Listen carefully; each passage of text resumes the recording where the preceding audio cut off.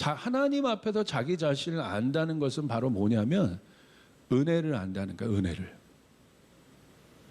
은혜를 안다는 건 뭐냐면 내가 혼자 설 수 없는 존재라는 것을 아는 거예요. 그러니까 은혜를 경험하기 위해서 가장 중요한 건 뭐냐면 그 은혜를 아는 자가 성경에서는 복 있는 자라고 얘기해요. 복 있는 자. 그럼 복 있는 자는 누군가? 예수님이 말씀하셨잖아요. 심령이 가난한 사람. 심령이 가난한 사람은 뭐예요? 자기가 아무것도 아니라는 것을 아는 거예요. 자기가 붙잡고 있는 것이 아무것도 아니라는 것을 아는 거예요. 이게 심령이 가난한 거예요. 심령이 가난한 자는 복이 있나니. 그 사람이 하나님의 은혜를 받을 수 있는 존재고 성경은 그 사람을 복 있는 존재라고 얘기하고 있는 거예요. 은혜를 모르는 사람들의 대표적인 특징은 뭐예요? 교만으로 나타나는 교만은. 내가 다 할 수 있다는 거예요. 내가 내 힘으로 할 수 있다는 거예요. 사람은요, 그 광야를 떠나면 은혜를 잊어버려요. 오늘 그와 같은 상황에서 믿음이 무엇인지에 대해서 우리가 조금 더 보기를 원합니다. 오늘 주인공은 스로보니게 여인이에요. 마태복음 7장에 이 스로보니게 여인이 어떤 여인인지에 대해서 성경은 아주 굉장히 구체적으로 다루고 있어요. 마태복음 7장 24절 이렇게 기록되어 있습니다. 예수께서 일어나서 거기를 떠나 두로 지방으로 가서 한 집에 들어가 아무도 모르게 하시려 하나 숨길 수 없더라. 우리 킹덤컴 우리 청년들도 이 두로 지역을 갔다 온 분들이 혹시 있을까 모르겠어요. 레바논에 있거든요. 레바논에. 그러니까 이 두로 지역은 어떤 지역이냐면 두로와 시돈, 이세벨의 고향이에요. 그러니까 이세벨의 고향이란 것은 이세벨이 어떤 존재입니까? 이스라엘에게 있어서는 원수와 같은 존재입니다. 이스라엘로 얘기하면 이스라엘 사람들로 보면 치를 떠는 땅이 바로 두로 지역입니다. 근데 예수님께서 두로 지방으로 가십니다. 사역을 하시다가. 그리고 한 집에 들어가 아무도 모르게 하시려 거기서 예수님께서 계시려고 했으나 이미 예수님의 소문이 이미 많이 퍼져 있었어요. 예수님의 기적의 사건들을 많이 알고 있었어요. 그러니까 사람들이 예수님께 몰려오는 거예요. 또 거기서도. 그러니까 예수님 거기서도 본인의 존재를 숨길 수 없다고 얘기하고 있습니다. 바로 이 여인이 오늘 성경에서 기록된 이 여인은 마가복음 7장 26절 보십시오. 뭐라고 기록되어 있냐면 그 여자는 헬라인이요 수로보니게 족속이라. 자, 이 여인의 배경에 대해서 나오고 있어요. 수로보니게라는 건 뭐냐면 수로는 수로 지방의 보니게라는 뜻입니다. 다시 말하면 시리아, 수로는 시리아입니다. 시리아에 속한 보니게, 보니게는 페니키아예요. 페니키아 지방을 말하는 거예요. 우리가 배경을 잘 알아야 돼요. 지금 예수님이 가셨던 두로 지역은 바로 그런 곳이었고 오늘 예수님과 만났던 예수님을 통해서 기적을 경험했던 이 여인의 배경도 헬라인이었고 수로보니게 지역에 있었던 이방 여자였어요. 근데 당시 예수님이 누구와 함께 가셨습니까? 제자들과 함께 가셨습니다. 제자들은 누굽니까? 유대인들이에요. 그러니까 예수님이 유대적 사고방식을 갖고 있는 제자들과 함께 그곳에 간 것이 우연이겠습니까? 제자들의 마음이 얼마나 불편했겠어요. 저 지역은 상종을 하지 않아야 될 지역인 거야. 근데 예수님이 의도를 갖고 지금 가신 거예요. 그것은 아시면서 거기서 이 여인과 만납니다. 자, 이 여인은 어떤 여인이냐면 헬라 배경을 갖고 있는 여인이에요. 헬라는 그 당시 주류 문화를 형성하고 있었습니다. 헬라 철학. 굉장히 똑똑한 어떤 그 당시 가장 이성이 중심이 됐던 그 주류 문화의 영향을 받았던 그런 여인이에요. 엘리트예요. 그러니까 세상의 흐름도 알고 지식도 있고. 근데 그 여인에게 누가 있었어요?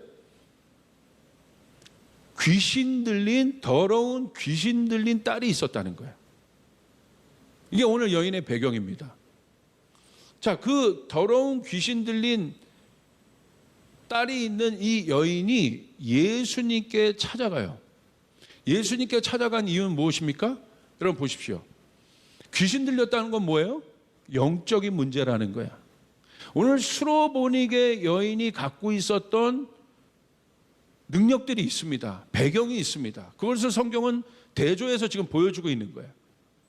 그러니까 자기 힘으로 지금 또 그 당시의 문명으로, 그 당시의 학문으로, 그 당시의 의료 기술로 지금 자기 딸이 고쳐지지 않은 상태예요. 그러니까 인간의 능력으로 할 수 없는 상태라는 거예요, 지금. 근데 그 여인이 누구에게 갔습니까? 예수님 앞에 찾아간 이유는 뭐예요? 결정한 거예요, 빨리. 상황 파악을 한 겁니다. 아, 이게 지금 내 딸의 문제가 내 힘으로 할 수 있는 일이 아니구나. 오늘 이 여인을 보십시오. 분별한 거예요. 문제들을 바라보고 이 상황을 바라보고 이 여인이 가장 먼저 했던 건 뭐냐면 분별한 겁니다. 아, 이게 내 힘으로 할 수 없는 일이구나. 이게 바로 지혜라는 거예요, 지혜. 이 여인은 지혜로운 여인이었다. 자, 이 분별이 있어야 두 번째 어떤 단계로 갑니까? 결정의 단계로 갈 수 있다. 결정의 단계는 뭐냐면요, 문제로부터 분리되는 단계를 말합니다. 결정하면 마음이 생기고 움직일 수 있게 돼요. 이게 결정의 힘입니다. 여인은 결정한 거예요. 뭘 결정해요? 예수님께 가야겠구나. 다른 어떤 처방도 이제 이 처방전으로도 내 딸이 나을 수 없다. 예수님밖에 없다. 근데 보세요. 이 결정할 때 계산해서 결정하는 것이 아닙니다. 결정은 마음에서 이루어지는 거야. 많은 사람들이 계산해서 움직이는 것이 결정이라고 얘기하고 있어요. 그럼 결정이 아니에요. 그럼 믿음의 결정이 아니에요. 자, 여인이 계산을 하면 예수님께 갈 수 있었겠어요? 지금 예수님은 유대인이고 제자들도 유대인이고 자기는 이방 여인이고 두로 지역에 있고 이런 상황 속에서 자기가 예수님 앞에 가는 것이 내 딸이 낫는다는 것을 분별했어요. 근데 이제 예수님께 가야겠다고 결정했어요. 생각으로 보십시오. 생각으로 보면 절대 이 결정을 할 수 없다 이거야. 근데 오늘 이 여인이 성경은 나중에 얘기하지만 믿음이 있다고 얘기한 건 뭐냐면 마음으로 결정을 한 겁니다. 마음의 힘이 강한 여인이야. 이 마음의 힘이 어디로부터 나온 것입니까? 여인의 절박함으로부터 온 거예요, 지금. 이거 아니면 안 된다. 문제가 주는 두려움과 불안함의 동굴에서 빨리 나오고 싶다면 여러분 어떻게 해야 됩니까? 주님께 나아가겠다는 결정을 해야 합니다. 할렐루야. 여러분, 결정한 사람이 주님 앞에 매달릴 수 있어요. 이것만이 맞습니다. 당신만이 나의 신랑이고 신부예요. 그 사람이 매달리는 거야. 사랑은 하나를 붙잡는 거야, 하나를. 우리가 하나님을 사랑한다는 것은 하나님만이 내 방법이고 내 사람, 내 신랑이고 내 사람이라는 것을 고백하는 것이 할렐루야. 당신만이 맞습니다라고 얘기하는 거야. 오늘 이 여인은 그걸 결정한 거야. 예수님 아니면 안 된다. 자, 그게 바로 이 여인이 갖고 있는 예수님에 대한 확신이었다는 거예요. 마가복음 7장 27절 보십시오. 어렵고 바닥인 상황에서는 예수님에 대한 확신이 필요합니다. 오늘 이 여인이 예수님 앞에 나갑니다. 그런데 예수님이 이 여인을 환영한 것이 아니라 거절하세요. 우리가 마음으로 결정합니다. 바닥과 같은 상황에서 드디어 목사님 설교 듣고 이제 나도 결정해요. 결정하는데 오히려 모든 문제들이 풀어지는 것이 아니라 더 두려워지고 더 절망 가운데 올 수 있어요. 충분히 그럴 수 있어요. 자, 이때 어떻게 할까? 포기하시겠습니까? 예수님이 아니면 내 문제 해결 안 된다고 여러분이 문제 파악하고 결정했어요. 근데 예수님 앞에 나가는데 오히려 문제가 더 많이 복잡해져. 포기하시겠어요? 나가면 된다며. 결정하면 된다며. 근데 어려워졌어. 포기하시겠어요? 오늘 여인을 보십시오. 포기할 만한 상황이에요. 자, 마가복음 7장 27절 이렇게 얘기합니다. 예수께서 이르시되 자녀로 먼저 배불리 먹게 할지니 자녀의 떡을 취하여 개들에게 던짐이 마땅하지 아니하리라. 이 여인을 예수님이 개로 표현하세요. 너에게는 떡을 줄 생각이 없어. 굉장히 냉정한 말이죠. 자, 이 예수님께서 이 여인에게 하신 이 상황을, 말씀하신 이 상황을 구체적으로 이해하기 위해서는 병의 구절인 마태복음 15장에 같은 내용이 담겨져 있거든요. 조금 구체적으로 한번 보시길 바랍니다. 22절. 가난한 여자 하나가 수로보니게 여인입니다. 그 지경에서 나와서 소리질러 이르되, 절박하다는 거예요. 주 다윗의 자손이여 나를 불쌍히 여기소서. 여기 나오죠? 이 여인의 상태가 어떤 상태인지 나와요. 불쌍히 여기소서라는 건 뭐냐면, 나는 아무것도 아닙니다. 탕자의 상태예요. 나는 아무것도 아닙니다. 심령이 가난한 상태라는 거예요, 지금. 그러니까 뭔 말을 들어도 나는 상관없어요. 나는 잃을 게 없어, 이제 더 이상. 내려갈 곳이 없어. 여기서 이제 더 가면 나는 죽는 거야. 여기서 내가 더 밀리면 나는 이제 벼랑에서 떨어지는 거야. 뭐가 이제 초이스가 없다는 거야. 선택이 없다는 거야. 나를 불쌍히 여기소서. 지금 그 상태입니다. 그러니까 이 여인의 마음이 얼마나 가난한가 보세요, 지금. 내 말이 왜 이게 얼마나 중요한 포인트인가를 여러분 이제 이해하실 겁니다.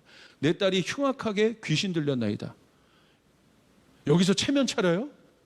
여기서 뭐 이렇게 나이스하게 뭔가 좀 계획이 있을 것 같아요. 이성은 모든 게 지금 마비된 상태인데. 근데 오직 한 가지 방법이 있다는 확신을 내 안에 확신이 딱 있는 거야. 예수님한테 가면 되겠다. 절박하죠. 그 절박함이 심령이 가난한 거예요. 예수님밖에 없다 이거 지금. 두 번째, 23절. 예수는 한 말씀도 대답하지 아니하시니. 보통 이 정도 나오면 예수님 반응하시거든요. 근데 성경에 보니까 예수님이 대답하지 않으신대. 제자들이 와서 청하여 말하되 그 여자가 우리 뒤에서 소리를 지르오니 그를 보내소서. 그러니까 제자들도 유대 배경 속에 있는 사람이, 유대 배경은 뭐라고 했어요? 이방인과 상종하지 않아요. 상종하지 말라는 거야. 여인은 왔는데 상종하지 말라는 거예요. 근데 예수님도 유대인의 입장에서 얘기하시네 지금. 전혀 다른 모습을 보고 있잖아요. 그 인지하신 예수님이. 24절. 예수께서 대답하여 이르시되 나는 이스라엘 집에 잃어버린 양 외에는 다른 데로 보내심을 받지 아니하노라 하시니. 무슨 말입니까?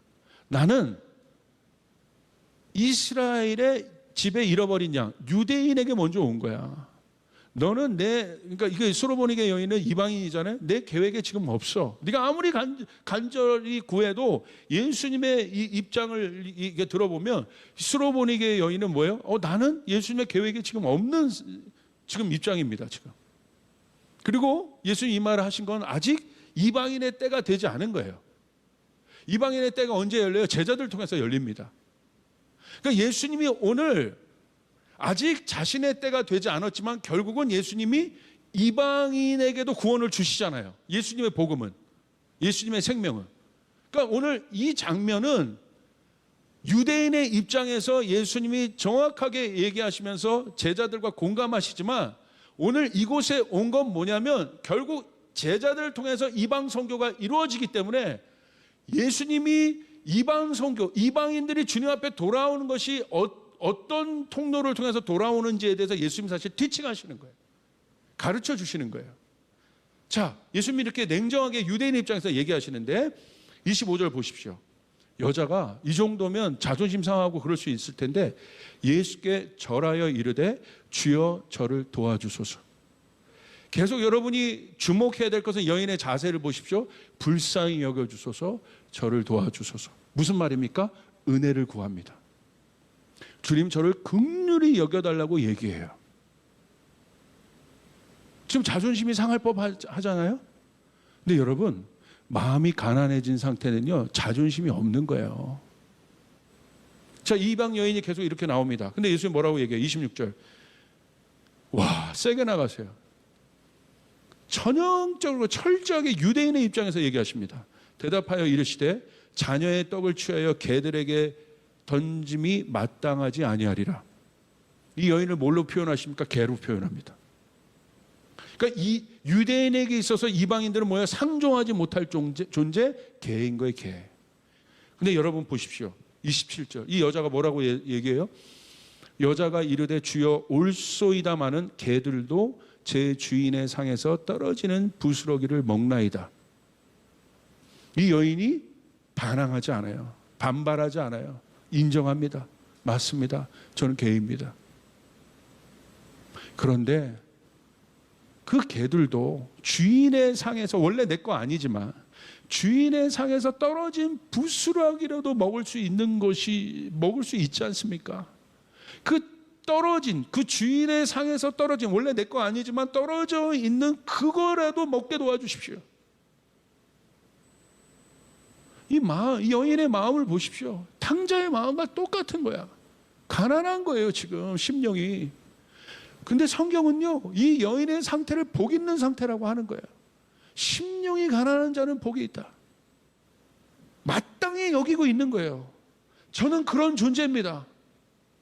부스러기라도 내가 먹어야 사는 존재입니다. 그런데 이 고백 뒤에 예수님 뭐라고 얘기하십니까?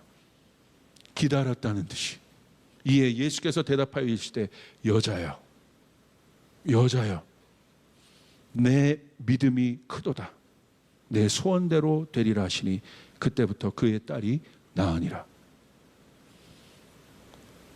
이 수로보니게 여인을 예수님이 테스팅하신 거죠, 사실은. 뭘 테스팅했습니까? 심령이 가난한지. 근데 여러분, 예수님께서 이 여인에게 그것을 물으시고 이 여인이 그 시험을 통과한 거죠, 사실은. 끝까지 주님의 긍휼을 구하죠. 근데 여기에는 아주 깊은 영적 원리가 있습니다. 자, 로마서 15장 8절을 보세요. 이렇게 얘기합니다. 내가 말하노니 그리스도께서 하나님의 진실하심을 위하여 할례의 추종자가 되셨으니. 예수 그리스도는 어떤 분이냐? 할례는 뭐예요? 유대인들을 말합니다. 이게 할례가 율법이죠. 하나님의 사람들의 표식이죠. 근데 예수님이 할례의 추종자가 되셨다는 거예요. 그 율법을 존중하신다는 거야. 유대인들을 존중하신다는 거예요. 왜 그러냐? 이는 조상들에게 주신 약속들을 견고하게 하시고. 그러니까 유대인들은 뭡니까? 그들은 언약이고 약속입니다. 하나님이 택하셨어요. 그들의 삶 자체에 하나님의 언약이 있고 그들의 역사가 하나님의 언약의 역사입니다. unbreakable, 깨어지지 않는. 여러분, 언약이란 커버넌트라는 것은 깨어지지 않는 거예요. 그러므로 유대인들은 여러분 하나님의 언약이 있기 때문에 구원을 받습니다. 아멘. 먼저 그들에게 하나님이 선택하셨고 일방적인 은총을 먼저 주신 족속이기 때문에. 그런데 로마서 15장 9절, 그 다음 구절, 이방인들에 대해서 얘기합니다. 이방인들도 그 긍휼하심으로 말미암아 하나님께 영광을 돌리게 하려 하심이라. 자, 이방인들이 누굽니까? 언약이 없는 자들이에요. 유대인들과 다릅니다. 언약이 없어요. 약속이 없어요. 해당이 안 돼요. 그러니까 유대인의 입장에서 볼 땐 개입니다. 그걸 먹을 자격이 안 돼요. 그런데 그들이 하나님 앞에 돌아올 수 있고 하나님 앞에 구원받을 수 있는 건 바로 뭐냐? 여기 나오죠. 언약 때문에, 약속 때문에 그들이 구원받는 것이 아니라 하나님의 일방적인 긍휼 때문에. 여기 나오죠. 이방인들도 긍휼하심으로 말미암아 하나님 앞에 영광을 돌리겠다. 기록된 바 그러므로 내가 열방 중에서 주께 감사하고 주의 이름을 찬송하리다 함과 같아요. 이거 시편 말씀입니다. 시편 말씀. 그러니까 이방인들이 하나님 앞에 돌아와 하나님의 은혜, 하나님 앞에 구원을 얻을 수 있는 방법은 바로 뭐냐? 긍휼하심밖에 없다. 하나님의 은혜밖에 없다. 오늘 이 여인이 결국 예수님 앞에 나와서 그 절박한 상황 가운데 예수님 앞에 나와서 믿음이 크도다 칭찬받은 이유는 뭐냐면 이 여인이 예수님이 누구신지 알았기 때문에 그런 거예요. 그 예수님은 누구십니까? 하나님이세요. 이 여인이 예수님 앞에 뭐라고 얘기합니까? 나갈 때 다윗의 자손이라고 얘기해요. 다윗의 자손이라는 걸 알았어요. 그건 뭡니까? 이방인임에도 불구하고 예수님이 다윗의 자손이라고 알았다는 건 다윗의 자손은 메시아를 말하는 거예요. 메시아는 구원자를 말하는 거예요. 그러니까 그 메시아에 대한 확신이 있었어요. 그러니까 자기가 어떤 상황, 예수님이 저렇게 얘기하고 유대교 전통에서 봐서 내가 무시당하고 그래도 그건 상관이 없는 거야. 이방인이 주님 앞에 돌아올 수 있는 건 긍휼밖에 없다. 그러니까 이 여인이 계속 뭘 구했어요? 주님 나를 불쌍히 여겨주시옵소서. 주님 나를 긍휼히 여겨주시옵소서. 예수님 그걸 보신 겁니다. 이건 뭐에 대한 티칭입니까? 제자들이 나중에 이방 선교를 하잖아요. 예수님 아시는 거예요. 그들에게 지금 가르쳐 주신 거예요.